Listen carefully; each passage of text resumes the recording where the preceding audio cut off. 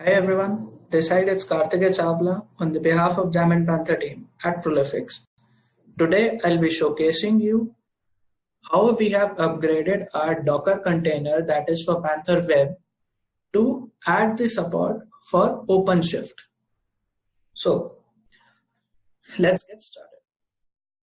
In here, you can see that I already have a code which I deployed in my first video that said how to make a Docker container for Panther Web. For that, you can have the link in the description section below. I'll be not taking you through to the complete code. I'll be just explaining the changes that we have made to upgrade the tool and add the support for OpenShift. So here you can see that I have labeled the author and the changes also. So this was a major change, so I have updated a major change over here as well. Whole of this is the same. Now let's get down to ProWeb user. So I have added ProWeb user and I have changed the home directory that it should be home ProWeb. And then I am giving the complete permission to my home directory to all the users, because while I am running this container in Docker, it just works fine. But while I am in OpenShift, it might break and it might crash. So let's open the permissions for the complete home directory. And let me scroll down to the very bottom. And before I go to the bottom, here you can see the Docker entry point. Let me just open this Docker entry point.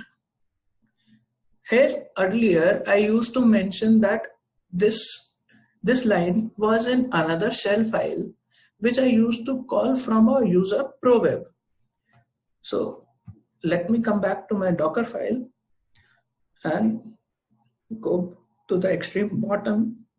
I'm setting the user ProWeb over here so that I need not change the actual user over here in the Docker entry point, which might break my code in OpenShift, and that might say that the password is not available or the authentication may fail.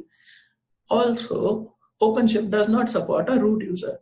So it's better that you should land in a container that already has a different user. So let me take you to OpenShift.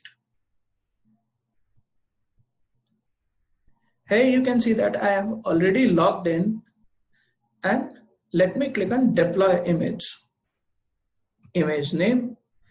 As you already know that the image I have deployed is Prolifics Panther /web.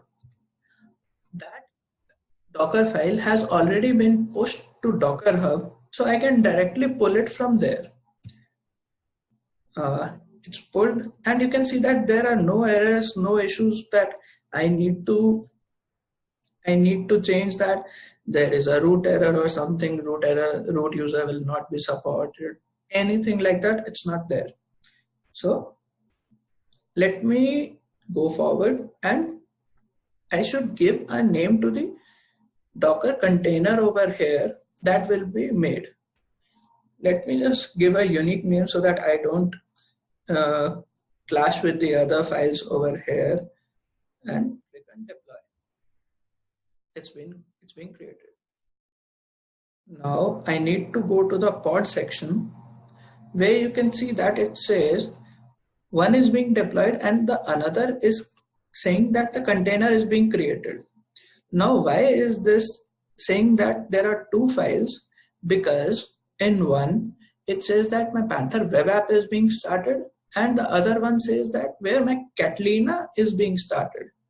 Catalina is kept in running state throughout this activity, just because that I do not feel any kind of issues with my container being detached. OpenShift supports detached containers, so it would be better that you make your code like that it should work in a detached form. And you need not support anything, you need not add anything. it will be done automatically, and you can see that it's running. So my container is being deployed. Now I can go to terminal section. Now, just to make sure that my web app is running, I'll run monitor dash list. It says Panther demo. If you have watched my first video, you can see that my first video said that Panther demo is the name of my app. So what I'll do is I'll call my links browser as the host machine is non-UI based. So I'll have to call the character based browser that I have installed in my Docker container. I'll call links local host colon 8080 slash panther demo slash index.jam. Sorry. And there you go.